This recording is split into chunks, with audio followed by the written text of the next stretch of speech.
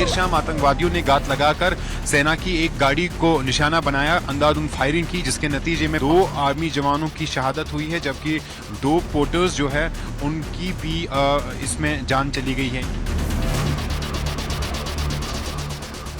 पाकिस्तान की ओर से लगातार ये कोशिशें और साजिशें हो रही हैं कि कश्मीर को लहूलुहान किया जाए, लेकिन पाकिस्तान के हर षड्यंत्र को हम विफल करेंगे। खुद बर्बाद हो रहे हैं, हमें भी साथ बर्बाद कर रहे हैं, ये बंद करिए। जम्मू कश्मीर के बारामूला जिले के गुलमर्ग में एलओसी से सटे इलाके में बीते 24 अक्टूबर को 18 राष्ट्रीय राइफल्स के वाहन पर आतंकियों ने हमला किया। अचानक हुए इस आतंकी हमले में 3 जवान शहीद हो गए हैं, वहीं 2 पोर्टर की भी जान चली गई है। बता दें कि पोर्टर सेना की मदद करते हैं। पहाड़ी और दुर्गम इलाकों में सेना का सामान पहुंचाने में पोर्टर काफी मददगार साबित होते हैं। दरअसल इस आतंकी हमले के दौरान घायल जवानों को श्रीनगर के बेस हॉस्पिटल में भर्ती कराया गया था। मीडिया रिपोर्ट्स के मुताबिक गुलमर्ग आतंकी हमले में 3 या उससे ज्यादा आतंकियों के शामिल होने की जानकारी सामने आई। हमले के बाद ये सभी आतंकी छिपे हुए हैं, जिनकी तलाश में बड़े पैमाने पर सर्च ऑपरेशन चलाया जा रहा है।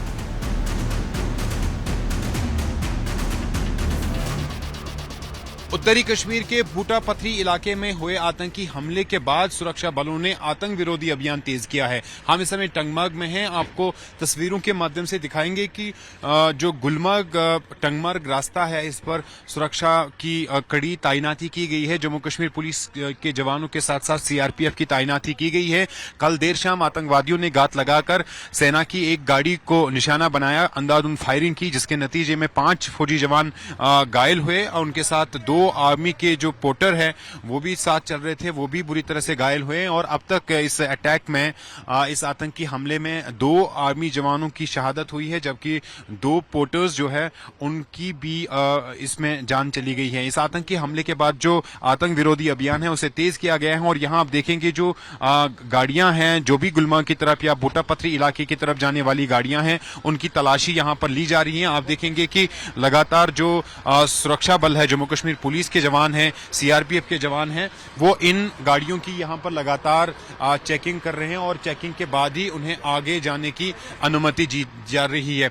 बोटापत्री का इलाका जो है वो लाइन ऑफ कंट्रोल से करीब 14 किलोमीटर की दूरी पर है, यानी जहां पे ये आतंकी हमला हुआ उस जगह से लाइन ऑफ कंट्रोल 14 किलोमीटर की दूरी पर है। और ऐसे में ये सुरक्षा बलों का जो है जांच से पता चलेगा कि ये जो आतंकवादी है क्या ये लाइन ऑफ कंट्रोल क्रॉस करके घुसपैठ करके आए थे और इस तरह सेना की गाड़ी पे हमला किया, या ये राजौरी या पुंछ इलाके से आए हैं, क्योंकि ये जो इलाका है बोटापत्री इलाका है ये राजौरी पुंछ के साथ भी मिलता है।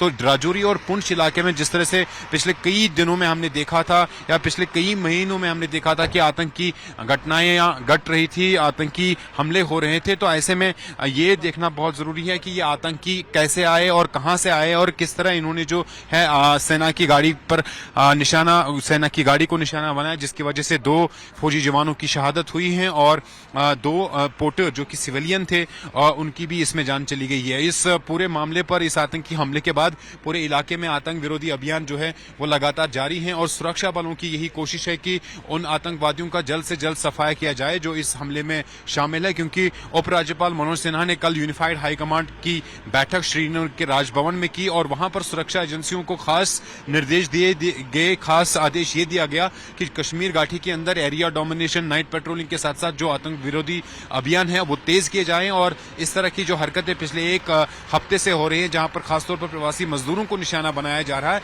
ऐसी जो अटैक्स है, ऐसी जो आतंकवादी गतिविधियां हैं उन पर पूरी रोक लगाई जाए। फिलहाल उत्तरी कश्मीर के बूटापत्री इलाके में जम्मू कश्मीर पुलिस और सेना का जो आतंक विरोधी अभियान है वो लगातार जारी है और इस ऑपरेशन में सुरक्षा बलों की कोशिश है कि उन आतंकवादियों को जल्द से जल्द निपटाया जाए जो इस आतंकी घटना में शामिल है।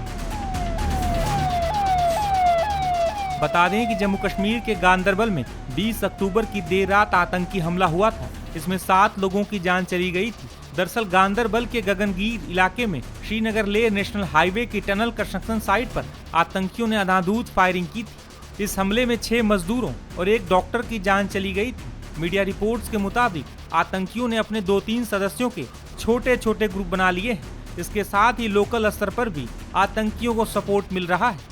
हमले के बाद आतंकी आसपास की पहाड़ियों और घने जंगलों में छिप जाते हैं। वहीं नेशनल कॉन्फ्रेंस के अध्यक्ष फारूक अब्दुल्ला ने आतंकी हमलों के बाद पाकिस्तान के साथ साथ आतंकियों को भी जमकर खरी खोटी सुनाई।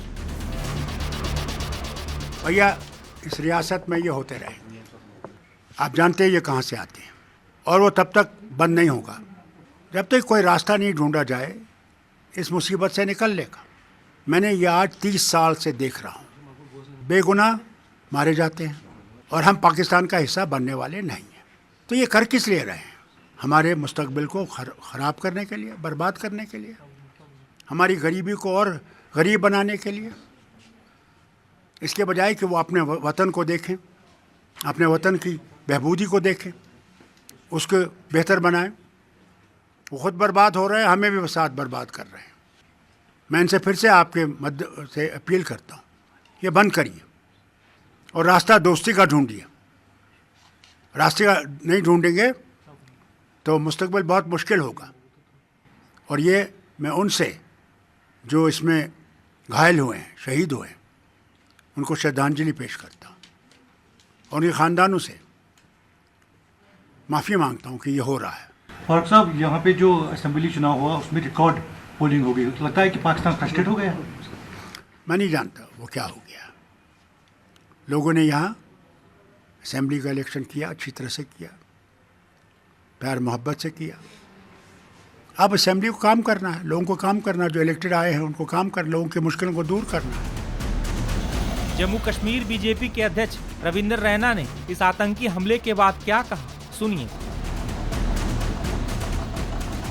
कायर पाकिस्तानी आतंकवादियों ने उत्तरी कश्मीर के बारामूला जिले के बूटा पत्थरी क्षेत्र के घने जंगलों से जब सेना का वाहन निकल रहा था, रात के अंधेरे में कायरों की भांति सेना के वाहन पर इन कायर आतंकवादियों ने हमला किया।